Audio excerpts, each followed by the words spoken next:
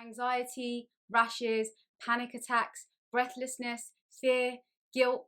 Burnout is no joke, but you don't have to live that way. We achieved the best grades in our education, became top performers in all our jobs, bought 2 houses by 25, and built our law career whilst doing our law degree. We became those wounded high achievers.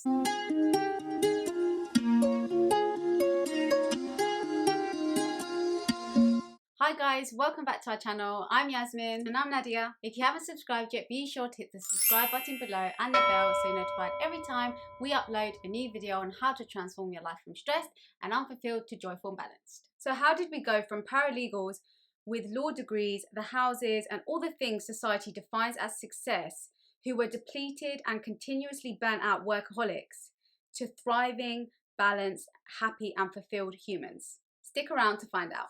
For us, it all started with a very traumatic childhood with very little feelings of peace and safety. The sort of trauma that left us feeling very unworthy and unlovable. In our hopes to feel lovable and accepted and worthy, we turned to work. From school to university to buying houses, we turned to achievement and we became those wounded high achievers to try and prove our worth.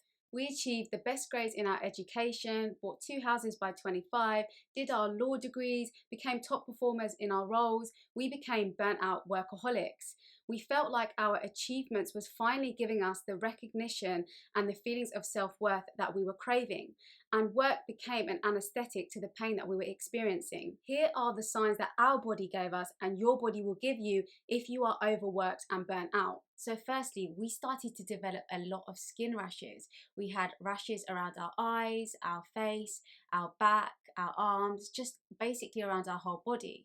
At the same time, we started to develop many years ago a lot of food intolerances and digestive issues. We became intolerant to dairy, eggs, some beans, and over the years it got worse and progressed into gluten intolerance and intolerance to certain spices. We've continuously researched and investigated the cause of this over the years, and we found a link between stress, our gut, food intolerances and our skin health. The prolonged stress we experienced caused us severe digestive issues, which led to a lot of food intolerances and sensitivities.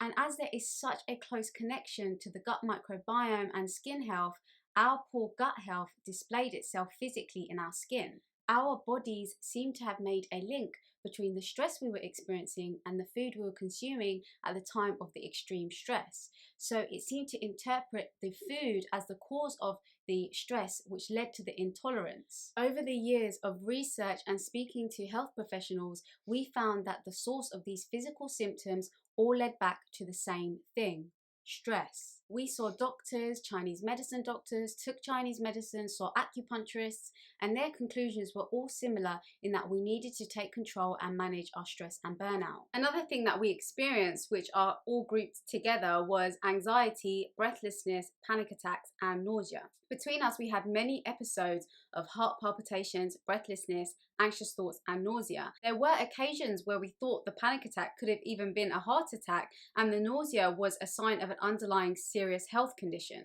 We now understand that these were clear signs of extreme burnout and too much stress on the system. The body's natural stress response causes an increase in heart rate and blood pressure, releases cortisol, and changes our glucose levels, which make it clear to understand why these symptoms are so common in someone who is burnt out or under continuous stress. Another thing we experienced was feelings of lack of control over ourselves, emotions, and our health. There was a stage where our health rapidly deteriorated and our emotions were something we felt we could not control anymore.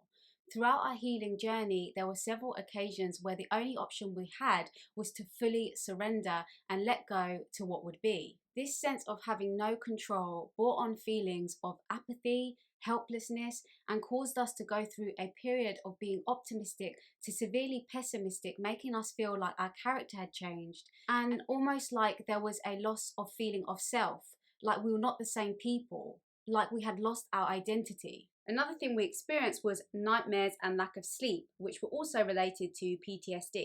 If you are burnt out, you may experience a lot of nightmares, lack of sleep, and general increased feelings of fear, like we did. These were all exacerbated by our childhood trauma and as a result of PTSD also. As those who experience extreme continuous burnout are often those who have experienced a lot of trauma, whether big or small. It's worth investigating whether you have symptoms of PTSD. When we personally investigated the root of our burnout, it always led us back to the beliefs we created in childhood and our trauma. If you are experiencing a lot of irrational and unexplainable fear, it's really important for you to investigate the root cause of your burnout and whether it's linked to your trauma. Another thing is we had dysregulated nervous systems. We went through very many periods of time feeling like we were living in fight or flight mode, feeling highly sensitive, overwhelmed, and being easily triggered by even the smallest everyday tasks multiple times a day with crippling fear and anxiety. We constantly felt unsafe in our bodies, emotionally volatile, on edge, jumpy, and like we were always waiting for something terrible to happen. I remember a time very well when Nadia invited me to a day out in London, which usually previously I'd be so excited about. And I was so overwhelmed at that time that I just burst into tears because I felt like I couldn't handle it. So we just wanted to pop in here to let you know that we're currently interviewing people who have been through or going through burnout for an upcoming project. So if you're happy to share your experience with us, click on the link below to book a quick chat with us. Another thing that we experienced was an inability to stop and feelings of guilt. We couldn't stop working and doing, and when we did, we felt guilty. We had a very strict and disciplined lifestyle with very little feelings of joy, because when we were resting or doing something joyful, we would feel guilty. If you have that common feeling of feeling guilty when you're not working, then that's a clear sign that there are limiting beliefs that need to be changed so that you can create a happy, balanced lifestyle. The fact that we could not understand that we were inherently worthy of joy, fun, and rest was a clear sign that something needed to shift. As a result of our deteriorating health, our unfulfillment, and our unhappiness, we knew we had to stop and we had to make a change. And here is some of the things that we did to heal and become thriving, happy, and balanced. So firstly, we gave our inner child and our physical body what it needed and what it was deprived of. In order to heal, we had to constantly ask our inner child how she was and what she needed in that moment. A lot of the time, it was a feeling of safety, to be seen, stood up for, nurtured, comforted, and heard by us. Once we knew what our inner child and our physical body wanted and needed, we gave it to her. We had to do this consistently and constantly check in to see how we could meet our needs and give to ourselves so that we felt seen, heard, supported, and connected to ourselves. This brought us a great feeling of safety and connection with ourselves and was a massively contributing step to our healing of our trauma, our burnout, our stress, and our emotional wounds. Self-love, self-compassion, and patience are all crucial steps to all of this and for the healing journey. We had to learn to speak to ourselves in a loving, compassionate way without judgment or criticism.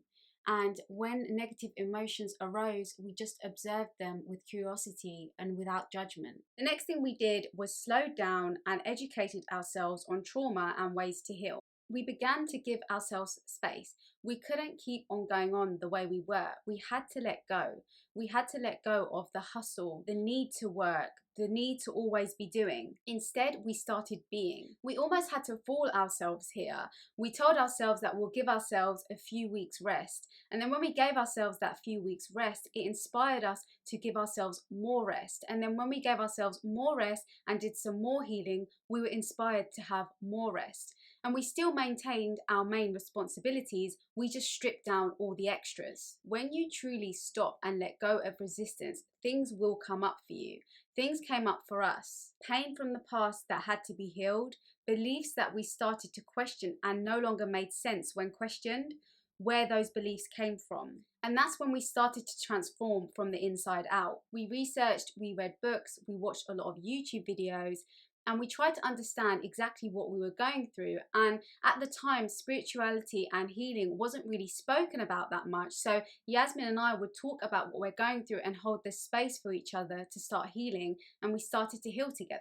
The suppressed emotions and beliefs may scare us, but we need to let them out and let them go, because they will become bigger and bolder until one day they come out in the worst way, whether that's through ill health, destructive, abusive behavior, or acting in unreasonable ways in our lives.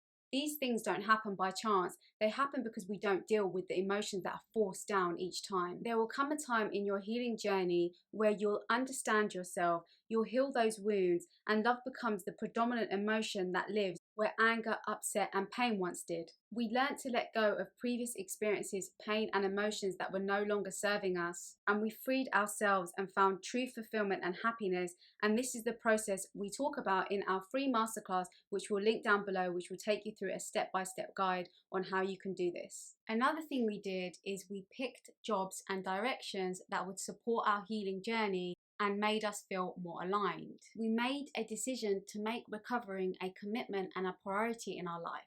We did this by making space for our healing, whether that meant changing jobs to one which was less stressful and demanding, or taking a long period of time off work to focus purely on tending to our own needs and recovery. Obviously, taking long periods of time off work is not always available to us, and we're only able to do this once for a very brief period between changing jobs. Giving to ourselves and prioritizing our well-being in that period of time tremendously accelerated our healing. However, we have been able to do a lot of healing and recovering while working a full and demanding job and life. So taking a long period of time off is not a requirement, but can accelerate the healing. So while maintaining a busy and demanding life, we were able to implement certain things to accelerate or support our healing journey. We would say no to opportunities that we thought would cause more damage than good. And we picked directions that felt truly aligned with us, our values, and what we wanted, not what others told us to do or what society deemed acceptable. We have slowly crafted and created a life that feels more aligned and makes us feel truly happy, fulfilled, and healthy. The next thing we did is we trusted our body's ability to heal itself, and we had a belief of a higher power. We had to learn to trust our body's ability to heal itself. If you allow it, the body will heal.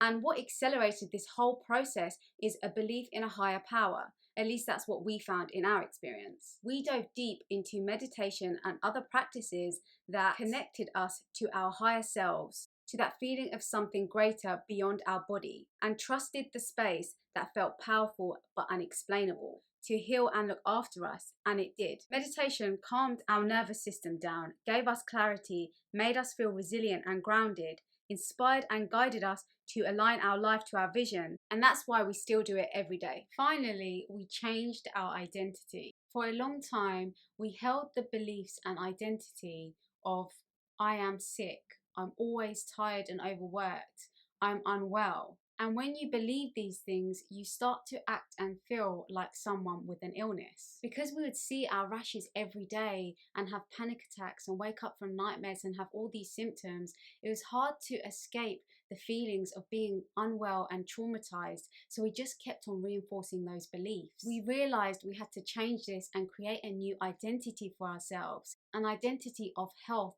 wellness, and abundance. So we started to get into states of well-being and started to do practices like meditation and things that brought us pure joy and a sense of already being healed. And in those moments of meditative bliss and utter joy, we were not sick, we were not ill, we were not traumatized. And the more we dwelled in those moments of health, well-being, and abundance, the more they became our reality. This was an important step in our healing journey because you can keep yourself in stress and burnout and trauma with your mind and where you place your focus. So we need to start imagining, thinking, speaking, acting like someone who was already healed, happy, and healthy. That's it for today, guys. We hope you enjoyed the video. If you did, please like, share, subscribe, and comment. And until next time, thanks for watching. Bye.